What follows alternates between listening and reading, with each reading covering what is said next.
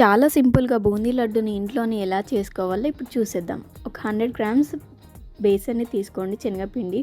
దాంట్లోనే చిటికెడంత పసుపుని కూడా యాడ్ చేసుకొని వాటర్ పోసుకొని మన దోసపిండి కంటే కొద్దిగా పలసగా బ్యాటర్ని రెడీ చేసుకొని పెట్టుకోండి. ఇప్పుడు బాండి పెట్టి ఆయిల్ బాగా హీట్ అవ్వనివ్వండి. హీట్ అయిన తర్వాత మాత్రమే ఇలాంటి బూందీ గరిటె తీసుకొని గంటలో బూందీ వేసుకొని చేసుకోండి. బూందీ బాగా ఫ్రై అవ్వనివ్వకండి, కాస్త జస్ట్ ఇట్లా ఫ్రై అయితే సరిపోద్ది, మెత్తగానే ఉండాలి, క్రిస్పీ అవ్వకూడదు. ఇప్పుడు ఒక 100 గ్రామ్స్ షుగర్ తీసుకొని పాకం పట్టుకోండి. లైట్ తీగ పాకం పట్టుకున్న తర్వాత అందులో స్టవ్ ఆఫ్ చేసి అందులోనే మనం బూందీని వేసి డ్రై ఫ్రూట్స్ కొద్దిగా నెయ్యి వేసి బాగా మ్యాష్ చేసుకొని దాన్ని చిన్న చిన్న లడ్డూలుగా చేసుకొని సింపుల్గా లడ్డు అయిపోతుందండి. పెద్ద కష్టమేమి ఉండదు, చాలా సింపుల్గా అయిపోతుంది.